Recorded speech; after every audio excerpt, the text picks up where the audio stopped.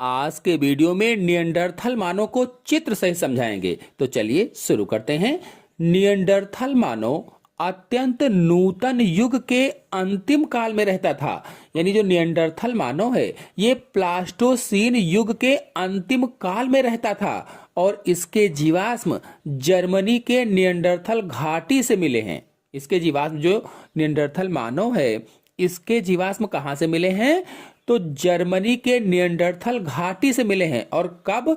तो सन 1856 में मिले हैं और फुल रॉड को मिले हैं। किसने पाया था इसके जीवाश्म? तो फुल रॉड को मिले थे।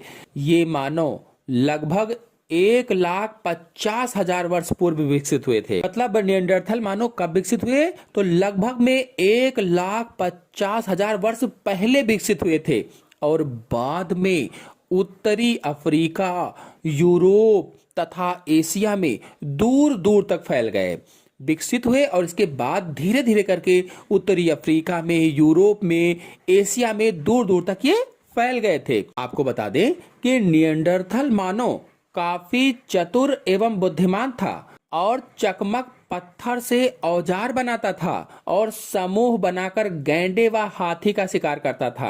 यानी कई लोग इकट्ठा हो जाते थे, उसको घेर लेते थे और घेर कर गैंडे का शिकार करते थे, हाथी का शिकार करते थे।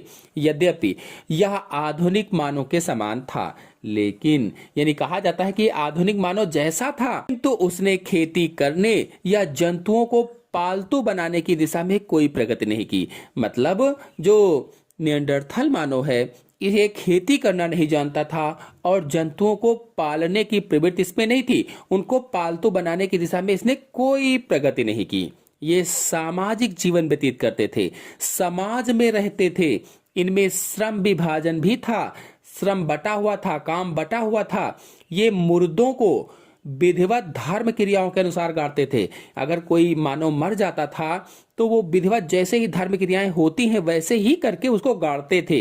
ये धर्म और आत्मा की अमरता पर बल देते थे, धर्म और आत्मा की। यद्यपि इनमें अक्षरबद्ध भाषा बोलने की क्षमता का विकास शुरू हो गया था। यानी ये कुछ थोड़े बहुत शब्दों को, थोड़े बहुत अक्षरों को बोलने लगे थे, इसका विकास शुरू हो गया था। लगभग 25,000 वर्ष पहले ये पूर्णतः विलुप्त हो गए थे और माना जाता है कि 25,000 वर्ष पहले ये पूरी तरह से समाप्त हो गए थे, विलुप्त हो गए थे।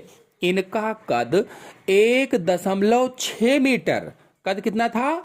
1.6 मीटर। शरीर सुगठित था और अस्थियां बाहर की ओर मुड़ी हुई थीं। करोट की अस्थियां संस्थूलित थी। जो करोट की अस्थियां थी वो संस्थूलित थी।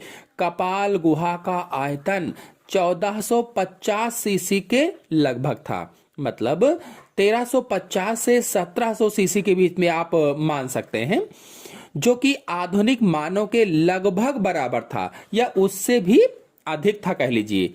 किंतु कपाल गुहा के अग्र और निम्न भाग ऊपरी और अग्र भागों की अपेक्षा अधिक बड़े थे।